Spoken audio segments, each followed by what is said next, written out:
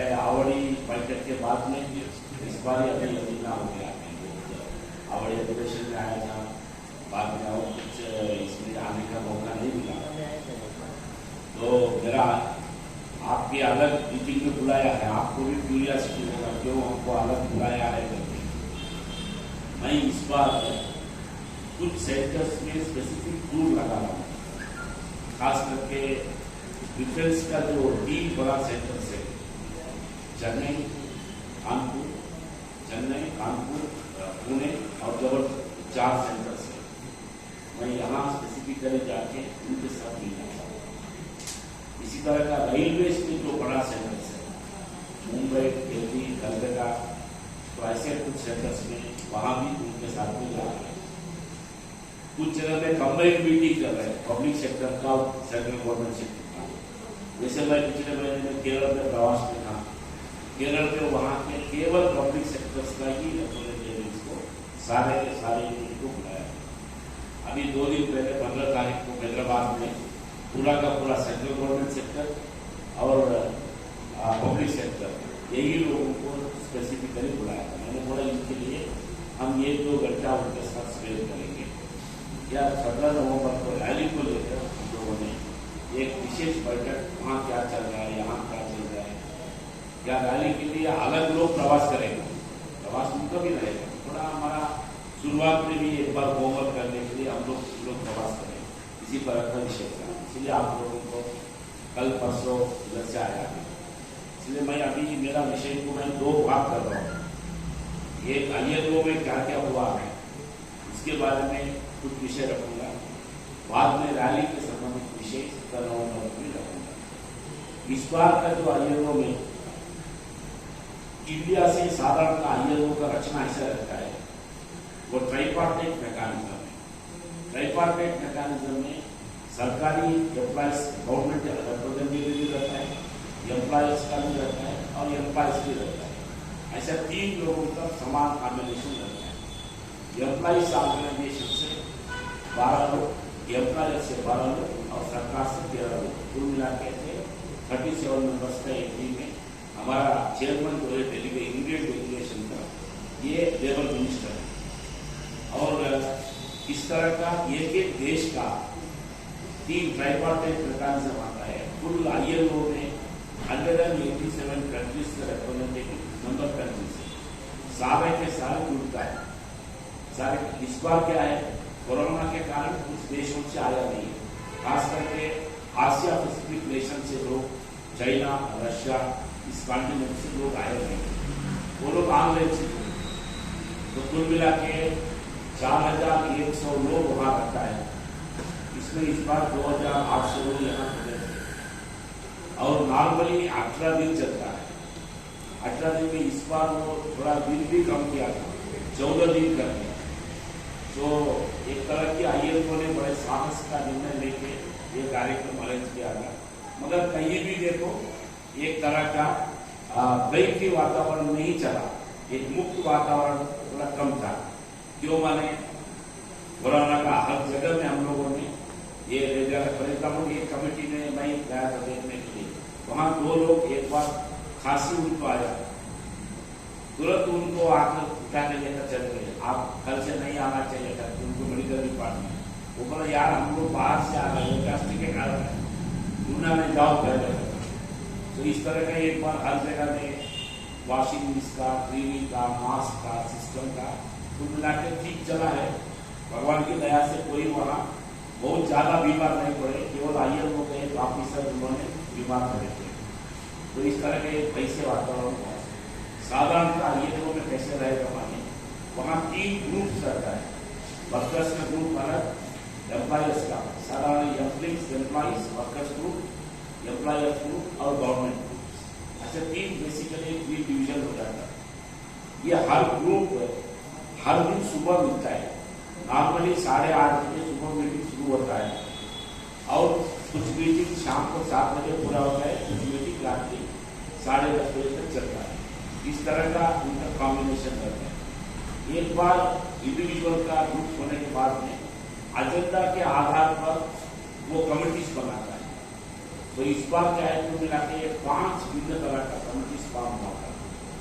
एक का first committee रहता है, परमानेंट कमिटी एक रहता है, उसको बोलता है standards application of standards. For example child labour को नहीं रखना, ये अंतर्राष्ट्रीय स्टैंडर्ड है। कोई देश उल्लंघन किया उसके लिए आपको वायलेशन होता है।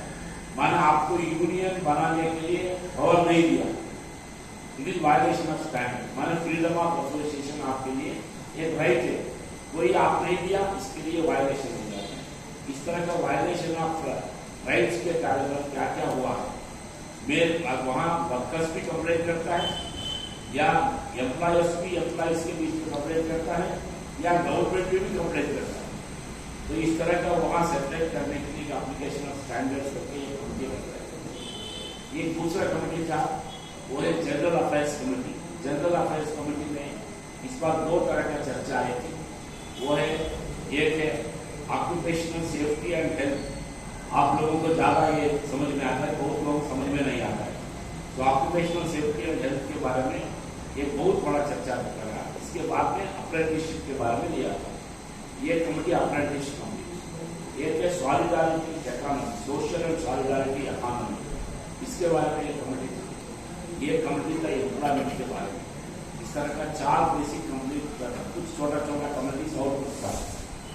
तो ये कमिटीज के बारे में, ये कमिटी जब होता है सुबह हर कमेटी का वर्कर्स पहले मिलता है, वर्कर्स, एम्प्लॉयर्स, गवर्नमेंट, माने ये 3 पैरेलल सेशंस हर दिन चलता है। इसके बाद में क्या करते हैं, हर कमेटी का ट्राइपार्टाइट मीटिंग चलता है। तो पहले उस ग्रुप में चर्चा करना, बाद में सामूहिक रूप से चर्चा करना, ये एक तरह की चर्चा, वो चर्चा। तो पहले क्या करते हैं, ड्राफ्ट कॉन्सेप्ट नोट के ऊपर चर्चा होने के बाद में ये उसके बारे में कंक्लूजन से बना देते हैं। उसके बाद में हर संगठन, हर व्यक्ति हमारे लिए हमारा सजेशन उनको भेजना पड़ेगा, अमेंडमेंट भेजना पड़ेगा। तो ये के लेवल पर वो इस तरह का स्ट्रक्चर का रहता है। भारत से हम लोग एम्प्लॉइज के संगठन में बीएमएस से हम 5 लोग हैं, और एआईटीयू से 2 लोग, सीआईटीयू से 2 लोग, और एचएमएस से 2 लोग, सेवा का संगठन से 1 लोग, इतने लोग थे। गत कुछ साल से आईएनटीयूसी को बुलाने लगे। ये मुझे आपको जानना मैं इसीलिए बोल रहा हूँ, जानबूझकर आईएनटीयूसी में 3 ग्रुप हो गया है। वो 3 ग्रुप आपस में लड़ता है, एक के ऊपर एक कोर्ट में गया है। इसके कारण क्या करते, सरकार ने सुप्रीम कोर्ट में वो झगड़ा होने के कारण पहले आपका बीच में सेटल कर दीजिए, कौन ओरिजिनल आईएनटीयूसी, ऐसा करने के कारण अभी तक सेटलमेंट नहीं हुआ है। इसलिए आईएनटीयूसी को केंद्र सरकार ने किसी तरह का कमेटी में नहीं बुला रहे, अंतर्राष्ट्रीय लेवल पर भी नहीं बुला रहे, मगर इंटरनेशनल लेवल पर 2 बड़ा संगठन है। सारे कम्युनिस्ट लोगों का एक संगठन है, उसका नाम है WFTU, world federation of trade unions. ये सभी कम्युनिस्ट, मान भारत का एआईटीयूसी, सीआईटीयू, यूटीयूसी, एआईयूटीयूसी, एसीसी, एआईसीसीटीयू, एलपीएफ, ऐसे सारे ग्रुप जो है WFTU के साथ में अफिलिएटेड ऑर्गेनाइजेशन। तो वो लोग, उनका कभी कभी यहाँ नहीं तो वो WFTU को अंतर्गत भी आता है। इसी तरह का ये कम्युनिस्ट के खिलाफ चर्च आधारित चलने वाला, मार्केट इकोनॉमी बेस करने वाला एक संगठन है, उसका नाम है ITUC, international trade union confederation. उसमें भारत से INTUC, सेवा, HMS, ये 3 लोग अफिलिएटेड है। ऐसा दुनिया में किसी संगठन के साथ अफिलिएटेड नहीं है। ऐसा सबसे बड़ा बिना 2 लोगों के अफिलिएशन नहीं होते रहने वाला 6.5 मिलियन मेंबरशिप वाला संगठन दुनिया में केवल भारत ही मजबूत संघ है। इसलिए हमारा स्टेटस वहां आता है। मैं ये क्यों बोल रहा हूँ, मैंने वहां जो चाहे वो आदमी को बोलने के लिए मौका भी नहीं मिलता है, बोलने के लिए मौका नहीं मिलता है। तो इसीलिए हम लोग वहां जाके पूछना पड़ेगा, हर लेवल पर स्टडी करना पड़ेगा, मेटेरियल रखना पड़ेगा। इस तरह का एक सिस्टम में रहेगा। इसी तरह के एम्प्लॉयर्स ऑर्गेनाइजेशन में इस बार जो है कॉन्फेडरेशन ऑफ इंडियन एंटरप्रेन्योर्स करके एक CIT करके रखा है। बाद में confederation of Indian industries CII, FICCI, ASSOCHAM, small scale industry का भिन्न ऑर्गेनाइजेशन, इंडियन मैन्युफैक्चरर्स एसोसिएशन, ऐसे वो लोग भी आए हैं। केंद्र सरकार से हमारा जो मंत्री, कैबिनेट मंत्री, राज्य मंत्री, labour secretary, additional labour secretary, joint secretary labour, director labour से और एम्बेसडर भी, वहाँ एम्बेसी में काम करने वाला 2-3 अधिकारी लोग और अंडर सेक्रेटरी, इतने लोग ऑफिशियल्स वहाँ लगता है। माने ये जो है गवर्नमेंट ऑफिशियल डेलीगेशन, तो इस तरह का एक डेलीगेशन का कॉम्बिनेशन कर रहा है। इस बार ये 4-5 कमिटियों के बारे में चर्चा हुआ था। हम BMS में हमने क्या करते हैं, हर बार कुछ न कुछ लेवल पर कमिटीज में हम रिप्रेजेंटेशन करते हैं। सबको हम सभी लोगों को कमिटीज में हम नंबर 1 होते हुए भी उन लोगों को रिप्रेजेंटेशन देते हैं। मगर वहाँ हर कमिटी में वोटिंग राइट रहता है। वोटिंग राइट जो है केवल सेंट्रल प्लीनरी में, प्लीनरी माने सारे समस्त ग्रुप मिलकर बैठने वाला एक प्लीनरी, वो प्लीनरी में वोटिंग राइट केवल भारत से 3 लोगों का रहता है, सरकारी प्रतिनिधि, एम्प्लॉयज प्रतिनिधि और एम्प्लॉयज प्रतिनिधि। एम्प्लॉयज के अंतर्गत केवल BMS को रखता है, किसी को नहीं रखता है। हम ग्रुप लीडर नंबर 1 होने के कारण बाकी कमिटीज में जो ग्रुप लीडर करता है उनके लिए कमिटी रहते हैं। तो इस बार जो सॉलिडारिटी इकोनॉमी और इसमें अलग अलग कमिटीज में, खास करके एम्प्लॉयमेंट का कमिटीज में, मैं BMS का ओर से, इंडिया का ओर में 3 बार बात करने के लिए हमको मौका मिला। नॉर्मली वो बहुत कठिन परिस्थिति में है। माने कुछ हम लोगों ने, हमारे लिए इस बात में एक बहुत बड़ा एडवांटेज है, वो है कि एक नया एजेंडा ILC में, एजेंडा में नया पॉइंट हमारे कारण जोड़ा है। वो विषय में आपके लिए इसीलिए ध्यान में रहा हूँ। ये हमारा एक सबसे बड़ा अचीवमेंट है। भारत में एक सभी जगह आपको मालूम है, आपके डिफेंस में भी आ रहा है आर्टिफिशियल इंटेलिजेंस या रोबोटिक टेक्नोलॉजी, ये भिन्न नया फॉर्म में आ रहा है। हमने BMS की ओर से रखा या आर्टिफिशियल इंटेलिजेंस, इसके बारे में और कुछ नया तरह का टेक्नोलॉजी के बारे में कुछ रूल्स एंड रेगुलेशंस बनाना चाहिए। इसको रेगुलेटरी मैकेनिज्म फ्रेमवर्क बनाना चाहिए। तो आर्टिफिशियल इंटेलिजेंस के लिए ये किधर चाहिए, किधर नहीं चाहिए, हर क्षेत्र में इंट्रोड्यूस करना है क्या? तो हमारा प्रपोजल था कुछ सेक्टर में चाहिए। जैसे आपको मेडिकल टेक्नोलॉजी में चाहिए। आजकल आप देखिए केवल एक ट्यूब अंदर इसका ऑपरेशन कर लेता है। वो गैस्ट्रोएंटेरोलॉजी हो सकता है, मेडिकल वो हो सकता है, कैंसर ट्रीटमेंट हो सकता है, हार्ट ट्रीटमेंट हो सकता है, किडनी ट्रीटमेंट हो सकता है। तो इस तरह का एक टेक्नोलॉजी में चाहिए। दूसरा है डिफेंस में चाहिए और स्पेस में चाहिए और जो है बड़े बड़े लेवल पर इसमें कौन सा आपके लिए मेटल इंडस्ट्री में चाहिए। अब हाई सेंटीग्रेड में आप लोग मेटल को वो कन्वर्ट करके लिक्विड करना पड़ेगा। वहां केवल व्यक्ति से नहीं, वो मर जाएगा। और केमिकल इंडस्ट्री में चाहिए। सो इस तरह का कुछ जगह पे इसके लिए चाहिए और कुछ जगह पे इसको नहीं करना पड़ेगा, इसको रोकना पड़ेगा। जैसे बैंकिंग इंडस्ट्री में, जैसे BPO में, होटल इंडस्ट्री में, ग्लास इंडस्ट्री में, हैंडलूम इंडस्ट्री में जरूरत नहीं है। मगर इंडिया में क्या आंख मूंद कर सब जगह इंट्रोड्यूस करना शुरू कर दिया। ये क्या करता है, मैनुअल रिप्लेसमेंट करता है। इसको हमने प्रपोजल किया। हमने बोला ये आर्टिफिशियल इंटेलिजेंस के बारे में रेगुलेशन आने चाहिए। इसी तरह का आप देखते यहाँ भी ये कंप्यूटर्स आने के बाद, IT इंडस्ट्री बढ़ने के बाद में वर्क फ्रॉम होम करके शुरू हो गए। हमने बोला ये वर्क फ्रॉम होम एक नया तरह का एक्सप्लॉयटेशन है। इसलिए इसके लिए भी आप लोगों ने जब चाहे तब काम कर चाहिए, तो इसके भी रेगुलेशन करना चाहिए। ऐसा 2-3 आर्टिफिशियल इंटेलिजेंस, मॉडर्न टेक्नोलॉजी के बारे में जो प्रपोजल हमने लिखा है, उसके बारे में लगभग 1 घंटा 10 मिनट चर्चा हुई। अल्टीमेटली सभी देशों में, माने ये प्रॉब्लम जो है इंडिया, US, यूरोप और कनाडा जैसे कुछ देशों में है, बाकी दुनिया में नहीं मालूम है। चाइना लोग आया नहीं था, चाइना में बहुत ज्यादा प्रॉब्लम। तो अल्टीमेटली डिसाइड हुआ इसके लिए कुछ नया तरह का नाम दिया है। इसको अभी आने वाले इस बार क्या कर दिया, ऑल्गोरिथमिक मैनेजमेंट शब्द का इसके लिए ऑल्गोरिथमिक मैनेजमेंट के लिए आर्टिफिशियल इंटेलिजेंस को दुनिया में एक नया फ्रेमवर्क होना चाहिए। इसी तरह का वर्क फ्रॉम होम के लिए वो लोग विषय रखा, इट इज माने टेलीवर्क, माने सारे टेलीफोन मुलाकात करने वाले सभी वर्ग को ये कैटेगराइज किया है। तो टेलीवर्क में आपने आना ओला वगैरह बुक करता था, नेक्स्ट टेलीवर्क प्लेटफॉर्म। तो ये होने के बाद में एक नया शब्द कायम किया है, वो है right to disconnect. Right to disconnect, disconnect connect माने क्या है, आपका ऑफिस अवर 5:30 बजे हो गया, 5:30 बजे के बाद में आपका पूरा काम खत्म, मगर वो लोग क्या करेगा, 7 बजे को फोन करेगा, ये काम तुरंत करो, जरूर चुप बैठे है ना करके। तो अभी तक क्या है, एम्प्लॉयर्स बोलने से आप नाटक नहीं कर सकते, वो बोलेगा आप सैलरी इतना साल दे रहे हैं, आपको करना पड़ेगा। तो अभी एक नया विषय आया है, I can disconnect work after office hours which is my fundamental right. इसलिए करना नहीं करना मेरा इच्छा है, तुम जाओ।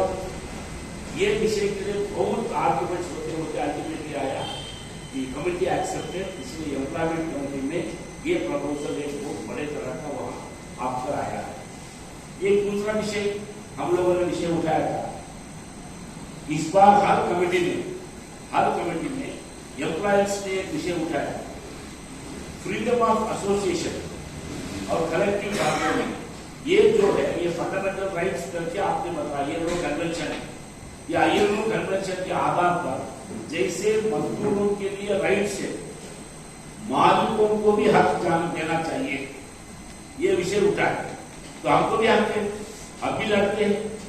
तो ये एक्चुअली एक विषय था। तो जब ये विषय चर्चा में आए, हम लोगों ने विषय रखाया फंडामेंटली ILO गलत है। ILO क्या बोलता है, लेबर मार्केट बोलता है, लेबर मार्केट। भारत में हम कभी भी मनुष्य को वस्तु नहीं फील करते, ये चीज नहीं है, कमोडिटी नहीं है। इसलिए आपने आर्गुमेंट कर दिया, यार आपने जब लेबर को कमोडिटी बोलता है, वो नेचुरल राइट्स बोलेगा। जैसे हम भी है, कोई मार्केट में जाकर एक डजन केला लेना है, वो बोलेगा 70 रुपया, तो आप लोग शुरू करेंगे 40-45, उधर देता है, इधर देता है, इधर देता है, अल्टीमेटली दोनों के बीच में 7 रुपये में मिलता है। तो वो भी बार्गेन करते हैं, हम भी बार्गेन करते हैं, जिसका ज्यादा चलो उसको चलता है। पुरुष गए वो 60 रुपया देता है, वही महिला लोग गए तो वो 60 भी नहीं और कम से देता है।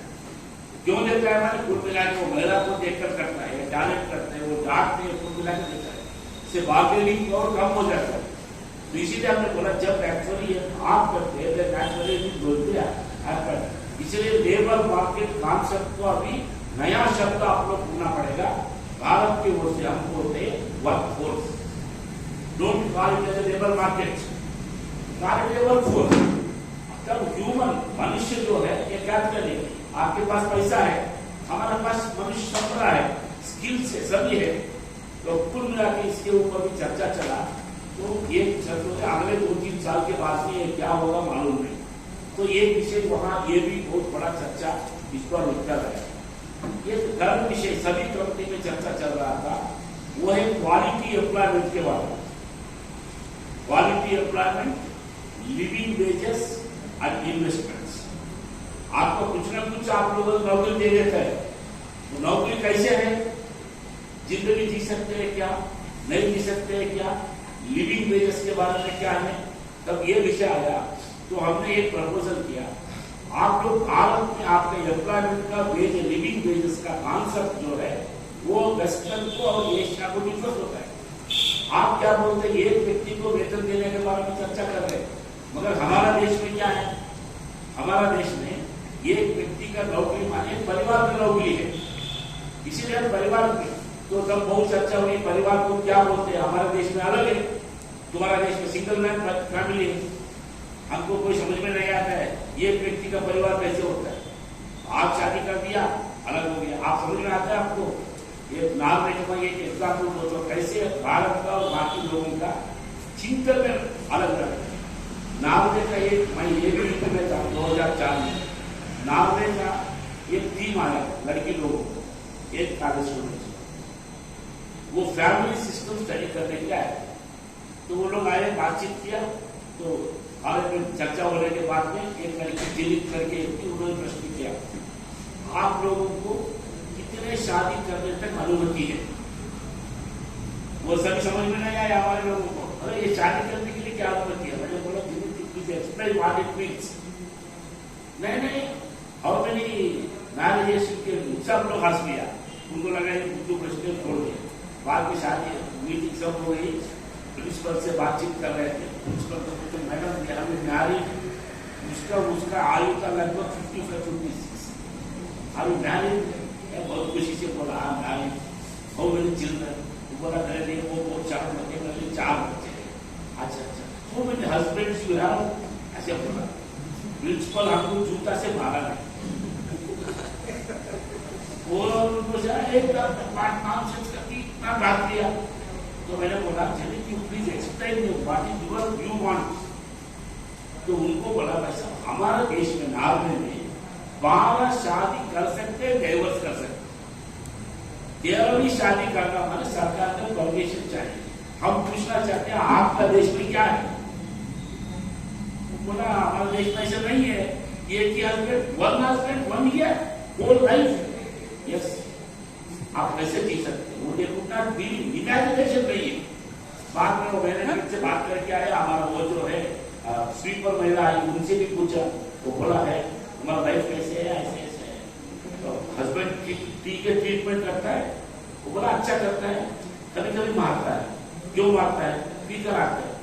अच्छा जब उसको मारने के बाद उनके साथ तुम रहेगा वो बोला मैं भी मारता हूँ उसको। आप बोला सब कुछ क्यों मारते हैं? अब तब ठीक है तब 4 दिन पीता नहीं। तो आप छोड़े कैसे छोड़ेंगे? हो गए तो हो गए शायद जीवन भर।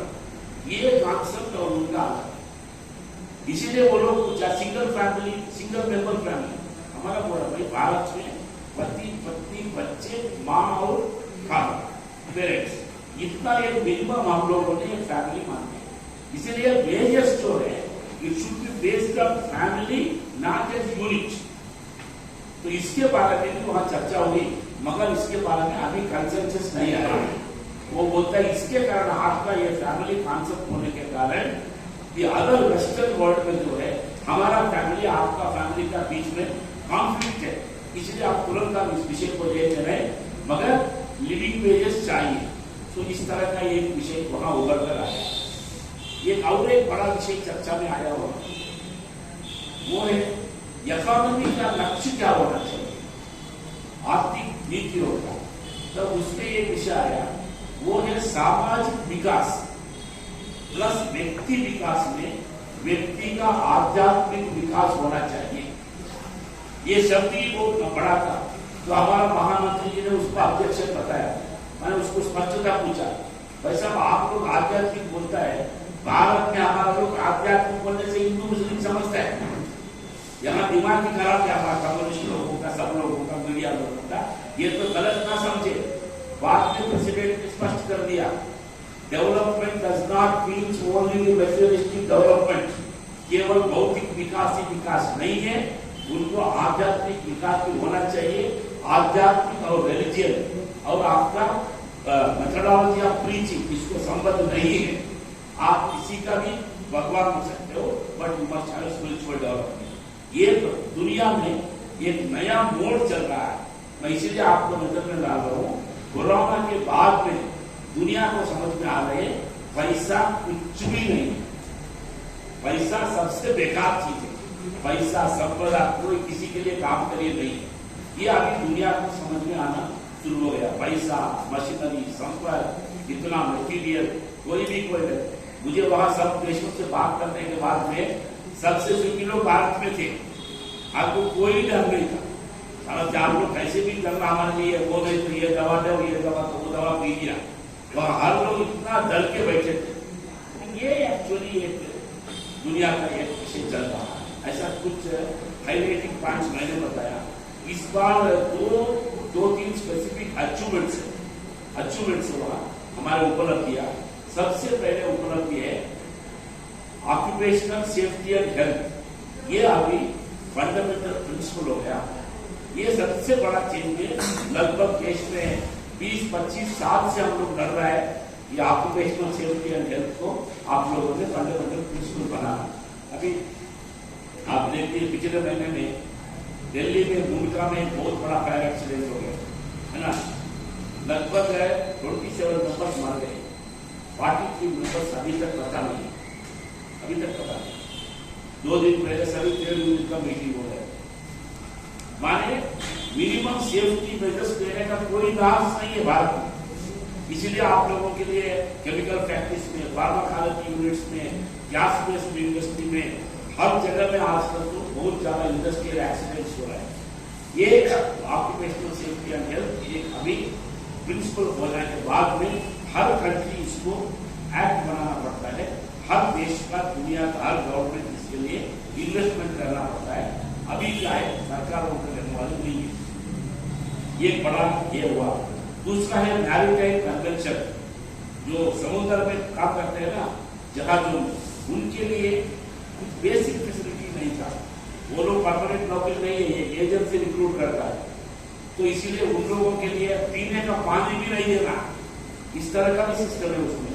8 डिमांड्स थे, ये 8 डिमांड्स के इस बार मैरीटाइम लेबर कन्वेंशन को सभी एक मत से लोगों ने पारित कर दिया। इसलिए आने वाले दिनों में शिपिंग सेक्टर में काम करने वालों को स्वास्थ्य की सुविधा होगा, इसके लिए पानी पीने का पानी का सुविधा होगा, जो काम से निकालने के बाद पेंशन सिस्टम होगा, वो समुद्र में रहे तो यहाँ रहने वालों के लिए भी कुछ सुविधा होगा। इस सभी विषय का एक दूसरा विषय हमारे लिए वहाँ अच्छा 1-2 उपलब्धियां, कुछ स्पेसिफिक उपलब्धि आया है, कुछ वैचारिक दृष्टि से उपलब्धियां भी वहाँ मिले। और ये खाने विषय भारतीय मजदूर संघ के बारे में हम लोग वहाँ भिन्न भिन्न तरह का इंडियन फैमिली से, बाकी संगठनों के साथ में कोई संपर्क नहीं है। हमको वहाँ काम करने वाला उत्तर प्रदेश का, वहाँ काम करने वाला केरला, वहाँ काम करने वाला तमिलनाडु, वहाँ काम करने वाला महाराष्ट्र, इस तरह का भिन्न भिन्न फैमिलीज में हमको जाना पड़ा। परिवार के साथ मिलना, परिवार के साथ घूमना, एक अच्छा है, तभी हमको वहाँ के जीवन का शैली के बारे में अच्छा जानकारी मिला। तो ये सभी विषय हमारा ILO का विषय है।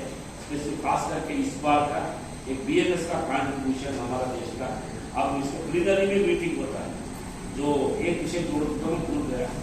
प्लीनरी मीटिंग्स में भारत की ओर से भारतीय मजदूर संघ का अध्यक्ष श्रीमान हिरणमय पंड्या जी का भाषण और एम्प्लॉइज की ओर से सेल माने स्टील अथॉरिटी ऑफ इंडिया, उसका चेयरमैन वही महिला है, स्कोप करके पब्लिक सेक्टर का ऑर्गेनाइजेशन है, उसका भी चेयरमैन शोमा मंडल करके उनका भाषण हुआ।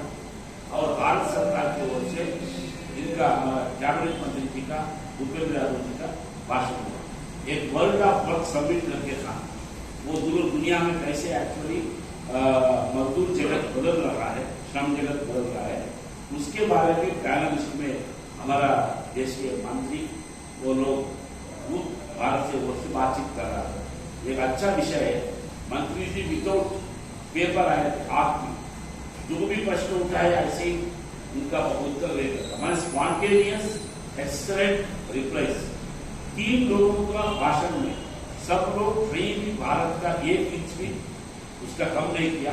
सब लोगों को भाषण में भारत का गरिमा सब ऊपर चले गए। इस बार इसी तरह का 3 लोगों का भाषण था सब लोग। इसलिए बाकी देशों का एक बहुत बड़ा अप्रिसिएशन इस विषय में। तो मैं और अगले विचार में आता हूँ, बाद में हमारा क्वेश्चन आंसर रहेगा। थोड़ा आपका ILO के बारे में कुछ पूछना है तो पूछिए, नहीं तो मैं दूसरे विषय के लिए जाता हूँ। ILO का स्ट्रक्चर कैसे काम करते हैं मैं आपके सामने बता दूँ। अभी नए जो कोड आ रहे हैं, इंस्पेक्टर को फैसिलिटेटर बोला है। ILO कन्वेंशन में इंस्पेक्टर ही है, तो ये ब्रीच ऑफ कन्वेंशन है ऐसे हमने बोला है क्या? नहीं, वो वहाँ ये कोड बिल के बारे में चर्चा नहीं आता। वहाँ जो पब्लिक एजेंडा के विषय में आएगा, वहाँ क्या है, इंडियन मिनिस्टर ने बताया हमने 4 कोड बिल्स लाया है, अभी रूल्स फॉर्मेशन कर रहा है, अभी तक उसका इम्प्लीमेंटेशन अभी तक हमने नहीं किया है। हमने राज्यों का, सभी राज्यों को राय लिया है, ट्रेड यूनियन से कंसल्टेशन किया है, बाद में हम रूल्स की इम्प्लीमेंटेशन करेंगे। इसलिए कुछ नया विषय आएगा। आपने फैसिलिटेटर बोला, ये भी इंस्पेक्शन, आप लेबर इंस्पेक्टर चीफ इंस्पेक्शन करता है, पैसा लेता है, हम भी देखेगा। इसीलिए स्ट्रक्चर, ये जमाने का इंस्पेक्शन अभी पैसा देने का काम हो गया है। इसलिए बहुत वहां भी बदला, इधर भी बदला है। बीएमएस ने यहाँ हमने ऑब्जेक्शन किया, अब इंस्पेक्टर चाहते हैं। हम लोग पार्टी वर्कर से नंबर 1 संगठन करके प्रेजेंट करते हैं और सेकंड नंबर के इंटरव्यू जाना तो वो जाता नहीं, मैं जाते नहीं, बुलाते नहीं, क्योंकि बुलाते इतना डिस्प्यूट है। और थर्डली ये WFTU की ओर से मतलब उनकी ओर से ये कंप्लेंट जाते हैं अपने अपने किया वहाँ मीडिया में जाता है, इंडिया से जाता है। फॉर एग्जाम्पल इस बार आया नहीं है, नहीं उनको है क्या अधिकार जाने वो जाने के बाद वो वहाँ इंडिया को रिप्रेजेंट नहीं करता है, केवल एक एनजीओ का मीटिंग रहता है, उस मीटिंग में वो आता है। जैसे हर बार INTUC का अभी अशोक सिंह उसका कमेटी का गवर्निंग बॉडी मेंबर है, वो आता था, इस पर आया नहीं। माने वो क्या है, स्वयं का खर्चा से आना है या WFTO या INTUC पैसा दे रहा है। इंडियन गवर्नमेंट डेलीगेशन तो वो बात नहीं। हम जो कमिटी फॉर्म करता है वो कहाँ भी ये लोग बात करते हैं, इंडिया को रिप्रेजेंट नहीं करते। ते संजय राव ते विचार ते श्री कुमार काहीतरी आता जनरल सेक्रेटरी झालेत आणि कुमार जो है WFTU के जनरल सेक्रेटरी हो वही तो उस नाते से आए थे। नहीं आया, वो उसका WFTO के नाते नहीं है। बहुत कम श्री कुमार यहाँ बहुत बात करता है, आपके इतना वो दिखाता है, श्री कुमार दिखाता है आपका जो ये इसका कौन सा TUCC का एक आदमी है यहाँ मेनन वो रिटायर हो गया, अभी रिटायर हो गया। इसका पहले करता था, हाँ, वो सेंट्रल गवर्नमेंट में भी नहीं आता है। ये लोग क्या करते हैं, वो हम ही फाइनल ऐसा करके लोग यहाँ बुलाते हैं ट्रेड यूनियन का, सेंट्रल में यहाँ कोई नहीं है, क्योंकि श्री कुमार को डेप्यूट करना पड़ेगा AITUC, वो AITUC में या CITU में, पहले वो डिसाइड करता है। क्योंकि AITF को जो आपको ये दोनों को मिलके एक ग्रुप है, हाँ, तो इसके अलावा वो भी है, सारे माओवादिस्ट ग्रुप भी इसी में है, UTUC, AICCTU, ये सब TUCC में 2 ग्रुप सभी उसी के साथ में, इसलिए वो लोग नहीं आता। अशोक सिंह भी नहीं आया, वो आए लोग लॉगिंग करेंगे। ठीक है, बाद में मैं और कुछ हम इस बार क्या करते ये संजय राव नीलेश केरकर हमारा सोशल मीडिया देखने के कारण हम उधर से हर दिन 2-3 दिन में एक बार एक न्यूज बना के हम लोग भेजते थे, कुछ फोटोग्राफ न्यूज इसके लिए। तो एक बार जितना हम एक्टिव रहते थे, क्योंकि हम 5 लोग होने के कारण हम 4 कमिटीज में थे, सभी लोग हमारे हर कमिटी में 5 लोग हमको असिस्ट करने के लिए एडवाइजर करके वो ते विचारा ना संजय राव, ते AIDF वाले प्रचार करतात ना, आम्ही कॉर्पोरेशनचं मान लागतो, विचार आमच्या इथे सांगतो आयलो मध्ये नाही कसं नाही आयलो तर नाही। इधर बोलते थे क्या है? नहीं, इधर का हमारे यूनिट में जो रेड यूनियन है, उन्होंने अपने कार्यकर्ता को उधर उनके चौक में जब सुबह कि हमने ILO में कॉर्पोरेशन का मुद्दा रखा, तो ये बात सच है क्या झूठ है? हाँ ठीक, उसको क्वेश्चन नहीं है। हाँ ठीक, कोई दिल्ली में कोई मीटिंग, देखो दिल्ली में कभी कभी दिल्ली में कोई अलग विषय के लिए बुलाता है, हाँ वहाँ रखे हुए नहीं ILO में रखा बोला। ILO का दिल्ली यूनिट का अच्छा। कोई लोकल मीटिंग बुलाएगा, उसमें रखे हुए वो जो ये लोग क्या करता है, INC में रखते आप INC में नहीं हुआ ना, कुछ भी मीटिंग हो उनका जब लिखा तो वही रहता है, हाँ इसीलिए वो लोग उसको गंभीर नहीं लेते। सब्जेक्ट के ऊपर ही हमको बात करना पड़ेगा, नहीं तो आप वहाँ रुक नहीं सकते। देखो ILO में क्या होता है, दिल्ली वाला चलने वाला लोगों में आपको बोलता है कि आप स्पीक फॉर 2 मिनट्स, अब माइक चालू करेगा, वहां से काउंट डाउन शुरू होता है, टक टक टक टक शुरू हो जाता है। प्लीज कमेटी मीटिंग लोगों के लिए आपके जितना टाइम देगा उसके बाद में 20 सेकंड आपके लिए अलाउ करता है, 20 सेकंड के बाद माइक ऑटोमेटिक ऑफ हो जाता है, वो रिकॉर्ड नहीं होता है।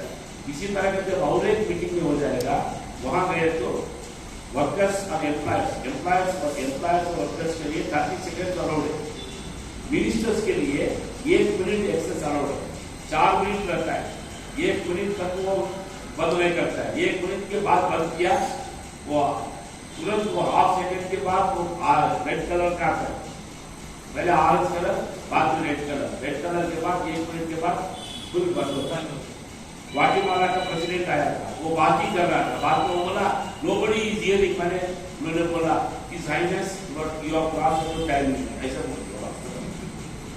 भाई ऐसे नहीं बोलेगा, you have crossed the time limit. इसलिए वहाँ टाइम के अनुसार कुछ समय में आधा मिनट देता है, कुछ मिनट में 1 मिनट देता है, ऐसा ही। तो मेरा 3 वीडियोस देखे, तो मैंने एक वीडियो में 2.37 सेकेंड्स बात किया हूँ, एक में 1 मिनट बात किया हूँ, एक में 43 सेकेंड्स बात किया हूँ। तो उस तरह के ना बाकी हम लोग और एक नई विषय है हमारे लिए, वो है आकर 17 नवंबर के बारे में। 17 नवंबर के बारे में हम लोगों ने आप इस बार एक मेजर एजुकेशन हम लोग करना चाहते हैं। तो हमने सोचा कि पब्लिक सेक्टर का और सरकारी क्षेत्र दोनों करके हम लोगों ने निजीकरण और निगमीकरण, ये दो लोगों के खिलाफ हम लोगों ने दिल्ली में रैली के बारे में सोचा। अभी बाकी सेक्टर का ट्रेड यूनियन नहीं है, केवल भारतीय मजदूर संघ ही करना पड़ेगा। तो बाकी सेक्टर का यूनियन लोगों का क्या है, उनका विचार क्या है, वो मैं उनका डिटेल नहीं जाता।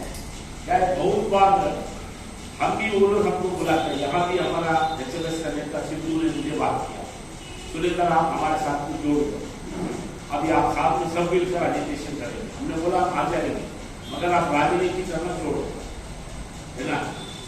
कोई संबंध नहीं है, आप इसको वो मुद्दा ये मुद्दा सब बोल के रखेंगे तो चलेगा। आप फोकसली निगमीकरण निजीकरण, यही फोकस पॉइंट आप लोग आए हैं, हम आपके साथ नहीं तो आप लोगों ने वो इन्वेस्टमेंट, ये investment, communalisation, farmers bill, Narendra Modi जाओ, नरेंद्र मोदी का बाप जाओ, RSS में जाओ, ये सब नहीं चले। तो इस तरह का हमारे लिए है। तो BMS क्यों इसके बारे में चिंता है। देखिए भारत में क्या है, पब्लिक सेक्टर के कारण भारत में एक तरह की विकास है। हमको ये महाराष्ट्र के लोगों को आपको जल्दी समझ में नहीं आता है कि महाराष्ट्र में भी ये पश्चिम महाराष्ट्र पूना या कोंकण बेल्ट आप लोगों को गरीबी के बारे में ज्यादा कम दिखता है। थोड़ा यहाँ एक्चुअली समझ में आना चाहिए तो इंटीरियर मराठवाड़ा जाना चाहिए, थोड़ा वहां आपके लिए गरीबी का छाया दिखता है। और भी वेस्टर्न ईस्टर्न बेल्ट में इंडिया वो उड़ीसा, बंगाल, झारखंड, छत्तीसगढ़ का ये एरिया, तो असम उधर गए तो गरीबी का रूप रेखा हमारे कल्पना से भी अलग होता है।